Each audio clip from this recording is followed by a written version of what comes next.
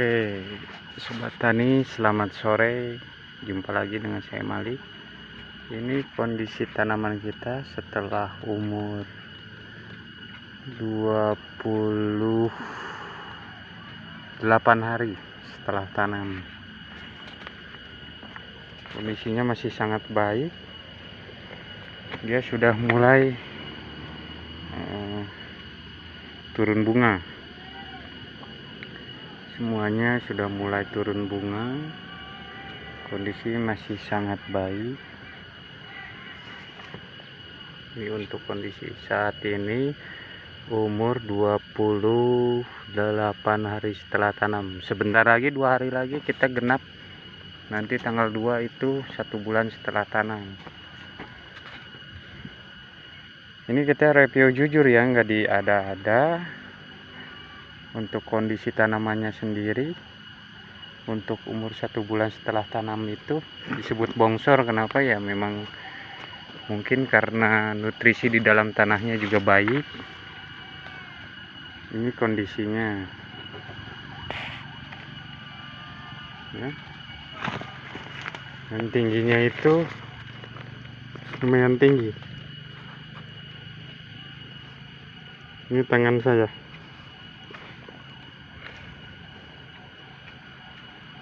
Siku itu sudah lewat tingginya itu. Ini siku saya. Tanaman baru mulai cabang Y, tapi macam-macam. Kondisi tanamannya alhamdulillah masih sehat. Ada mungkin terkendala 1-2 itu seperti kuning. Itu memang dari bawaan bibitnya sudah nggak bisa diobati lagi. Tapi biasanya dia bisa sembuh, bisa tetap produktif asal kita mengasih nutrisi yang tepat. Ini kondisinya.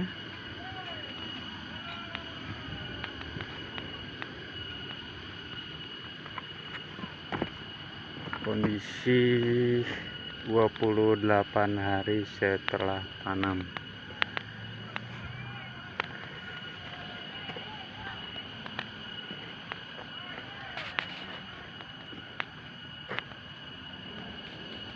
Dan dalam pembuatan video hari ini kita mau sekaligus membuat jadam mikroorganisme solution untuk pencegah dari berbagai penyakitnya.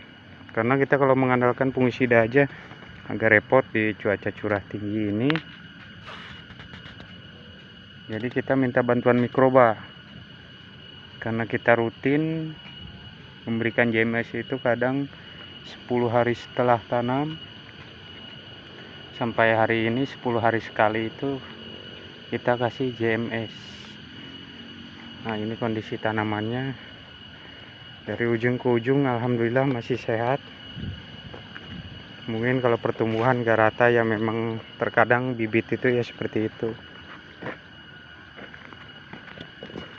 Ini ada yang terkendala seperti ini. Kalau misalkan terkendala seperti ini kita nggak usah panik. Selagi daunnya itu masih lembut, masih lemas, itu berarti dia ada kemungkinan masih bisa produktif bila diurus. Dan biasanya kalau menular enggaknya itu tergantung perawatan kita. Kalau kita rutin kasih nutrisi dengan insek dan fungisida yang tepat itu biasanya sembuh dia, masih produktif. Kalau kita biasanya ngobatin yang kayak kuning-kuning ini itu kita kasihnya bahan aktif diapenturon sama abamectin. Tapi nggak cukup 2 itu aja, tetap dikasih nutrisi biar dia pupusnya itu keluar baru lagi dan berjalan produktif.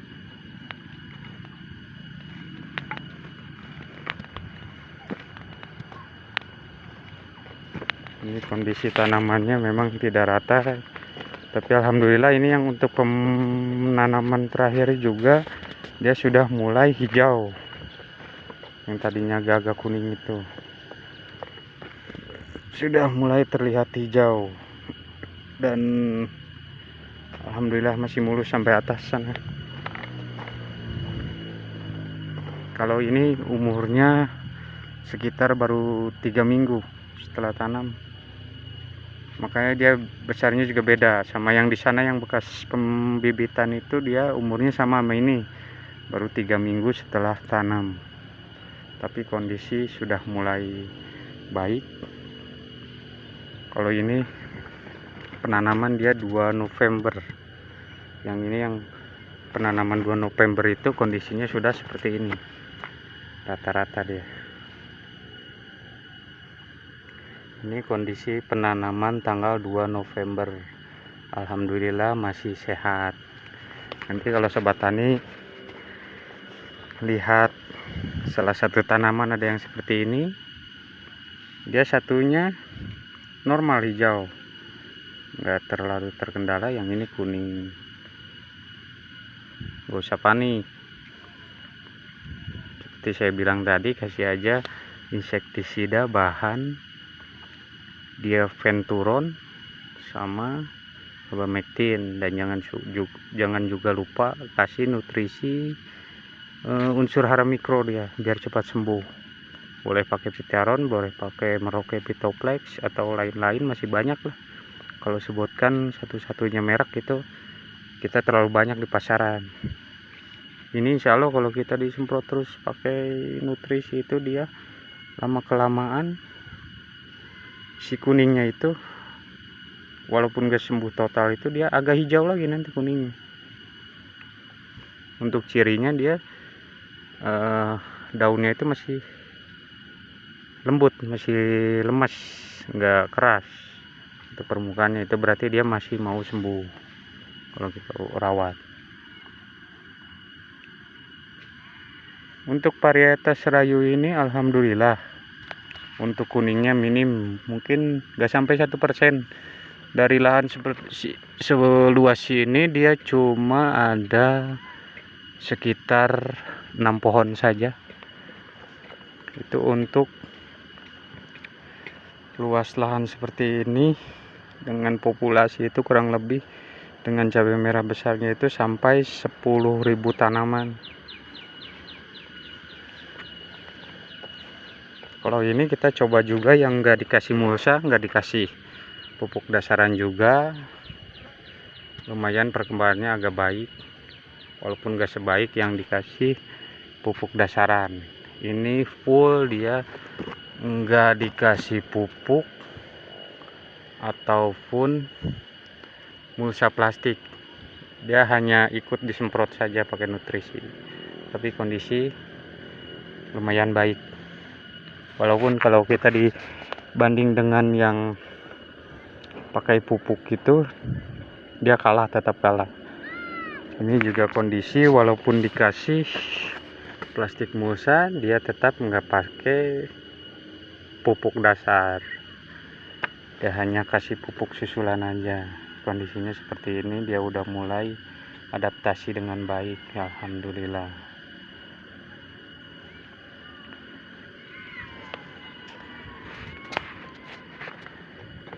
Ini yang umur 28 hari setelah tanam itu ya kondisinya seperti ini, alhamdulillah masih sehat.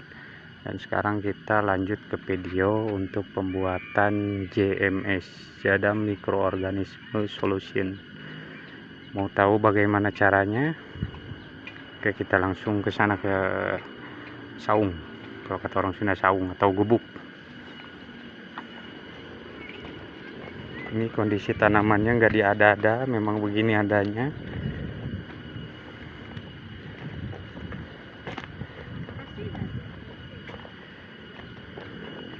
Dan itu kita juga ada yang lagi kerja juga, itu istri saya, dia lagi penyiangan gulma.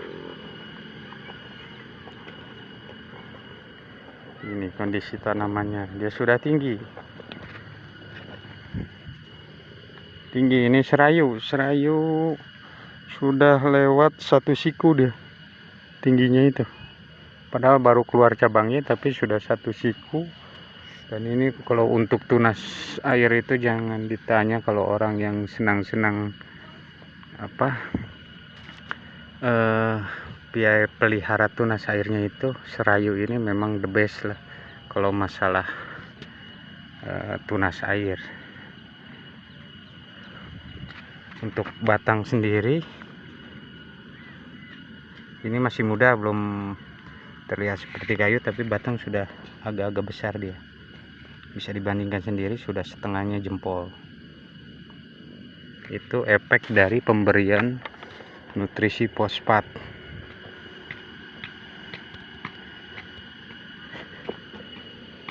Ini semua lahannya sama, yang di atas juga seperti itu, cabainya sudah seperti itu. Nah, ini juga boleh dilihat cabainya, alhamdulillah kondisi masih baik di curah hujan tinggi, belum terkendala. Masih baru terkendala itu kalau untuk layu itu ada satu pohon, tapi dia bukan layu fusarium, mungkin dimakan sejenis apa ya, binatang yang di bawah tanah itu. Dia kemarin aku periksa itu, kendalanya untuk busuk akar nggak ada, untuk busuk batang juga nggak ada, busuk batang bawahnya juga nggak ada, tapi dia layu. Tanamannya seperti ini, kita kasih lihat juga.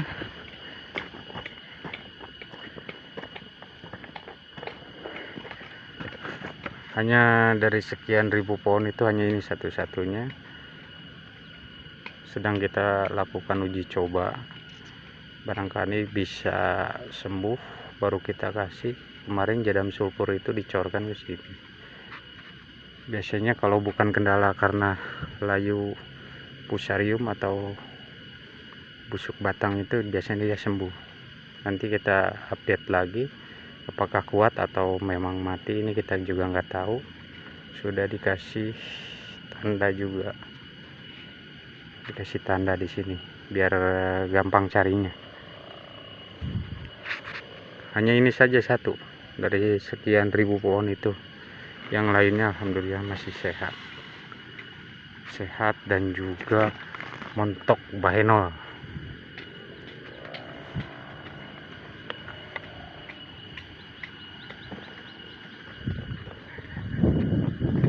Kalau yang ini yang dekat gubuk itu 3 jajar itu pasti masih kecil karena dia bekas pembibitan. Yang waktu itu kita video ini tuh baru umur 1 minggu setelah tanam kalau nggak salah. Tapi kondisinya dia juga adaptasinya sudah mulai baik, sudah keluar cabang tunas-tunas muda. Dan kalau ini mulus, belum ada kendala sedikit pun. Jadi dari sekian ribu pohon itu yang terkendala baru yang kuning itu 7 dengan yang layu 1. Mudah-mudahan gak bertambah lagi ya. Oke, sekarang kita lanjut ke pembuatan jadam mikroorganisme solutionnya. Ini di sini kita ada sediakan garam dapur.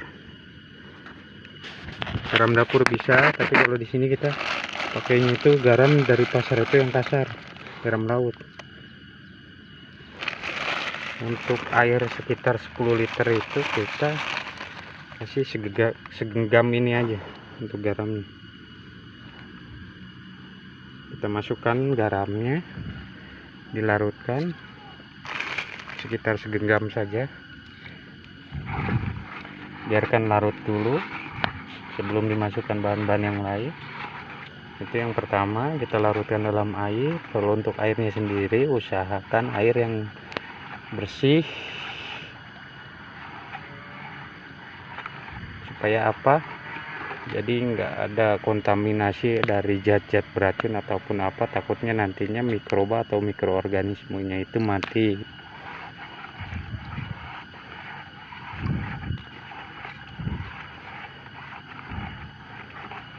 Untuk bahan kedua kita itu ada kentang dapat direbus. Ini kondisinya dapat direbus, sudah empuk dia, tinggal masukkan aja, nggak perlu pakai saringan kalau untuk lahan besar ini, karena kita nanti begitu dimasukkan, kita biasanya penyemprotan itu pakai tangki sprayer untuk ke tanah itu, jadi nggak perlu disaring, kita masukkan saja sama airnya.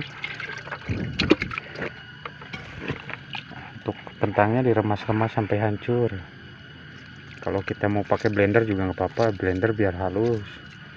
Ini fungsinya dia sebagai sumber makanan nanti dari mikroba itu sendiri, karena mikroba untuk berkembang biak jadi banyak dia juga butuh makanan tanpa perlu molase. Karena kita memakainya metode jadam, sangat tidak disarankan untuk memakai molase.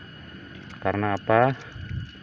Karena kata pendiri jadam juga kalau kita pakai molase untuk mengembang biakan bakteri itu biasanya larutan itu pH-nya menjadi asam. Kalau ini kita untuk penetral pH airnya sendiri itu kita menggunakan garam laut.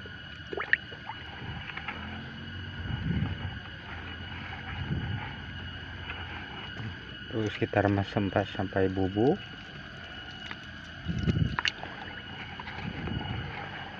Sampai dia ukurannya itu kecil-kecil.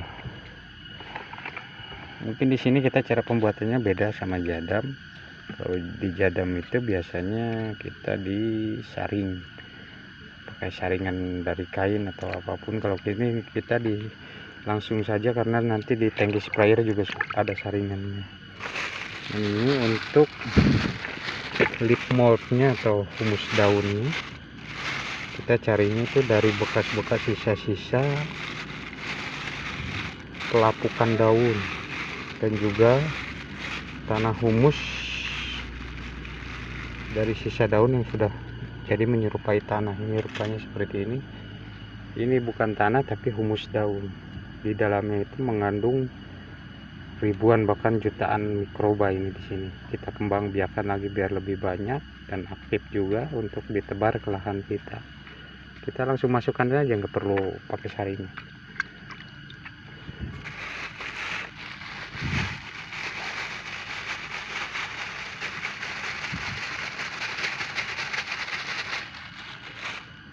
Nah, setelah itu kita tutup wadahnya, biarkan selama paling cepat itu 1 hari. Kalau untuk normalnya itu 2 hari, untuk puncaknya itu 3 hari. Yang disebut puncaknya itu mikroba sudah benar-benar aktif dan jumlahnya sangat banyak. Kalau lebih dari 3 hari kita nggak dilepas buru-buru ke lahan, nanti takutnya mikrobanya keburu mati lagi. Karena ini batas waktunya hanya 3 hari aja dia sampai masa aktif mikrobanya. Kita simpan di dalam saung. Nah ini nanti biasanya kita 2 hari ke depan kita cek, bila mikrobanya sudah aktif itu kita tebar ke lahan. Kalau untuk saya sendiri biasanya paling cepat 1 hari kita sudah pakai. Kebanyakan kita 2 hari udah dipakai. Tapi kalau kepepet kerjaan itu terlalu banyak, kita biasanya digeser sampai 3 hari. 3 hari karena itu udah puncaknya, kita harus segera melepas mikroba tersebut ke lahan kita. Fungsinya apa?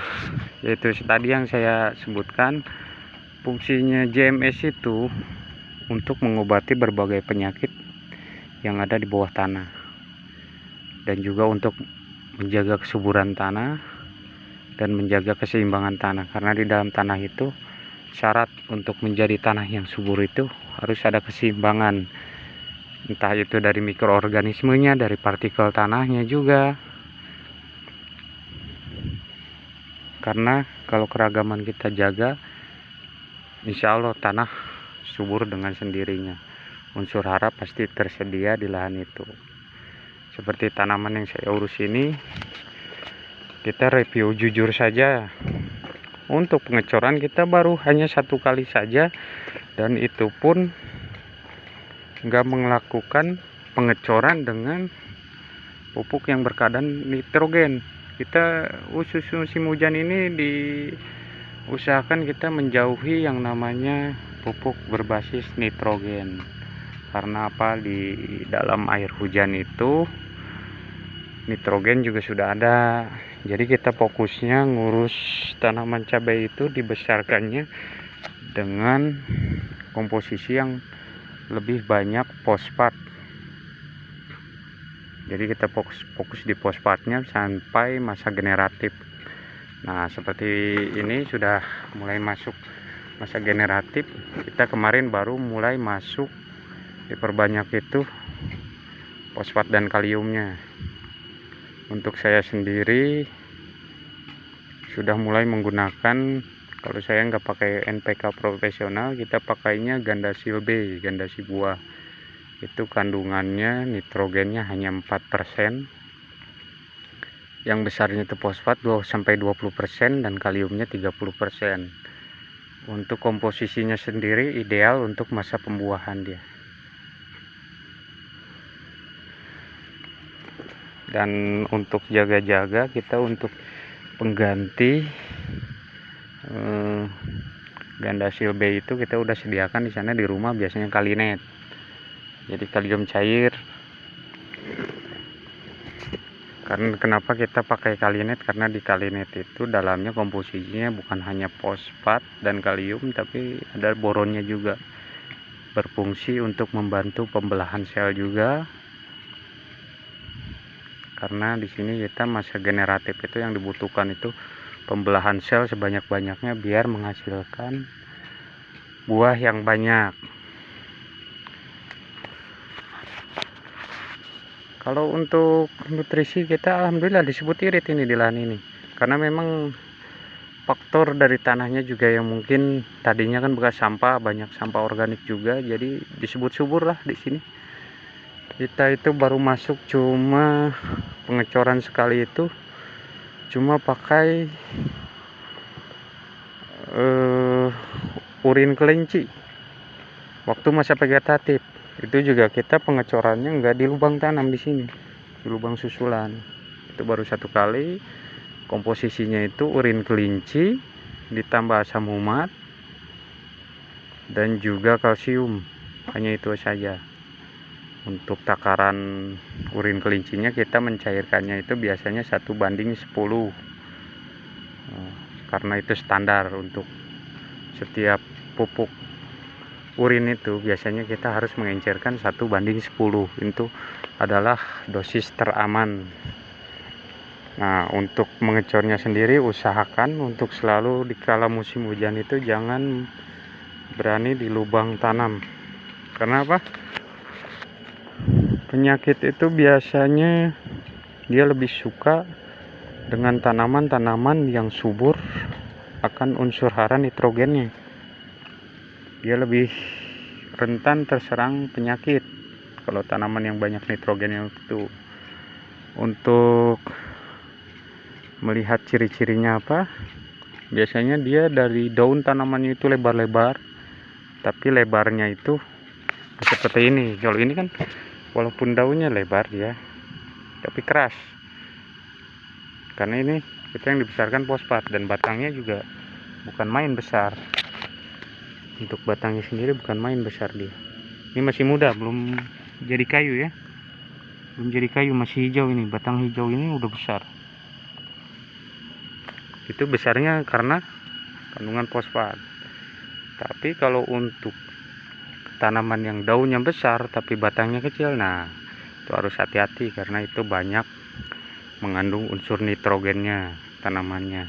Dia pasti rawan terserang penyakit layu fusarium, busuk batang dan lain-lain. Karena setiap kita bertani menanam cabai itu ya nggak jauh-jauh penyakitnya dari situ aja yang kebanyakan yang merusak tanaman kita itu. Busuk batang, busuk ranting, sama busuk akar, itu yang paling bahaya.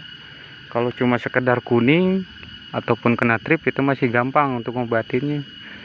Tinggal kita obati dengan, kalau kayak trip itu kan tinggal modal abamectin aja sama dia penturon sama nutrisi mikronya, perbanyak fosfat juga dan kaliumnya, itu insya Allah sembuh.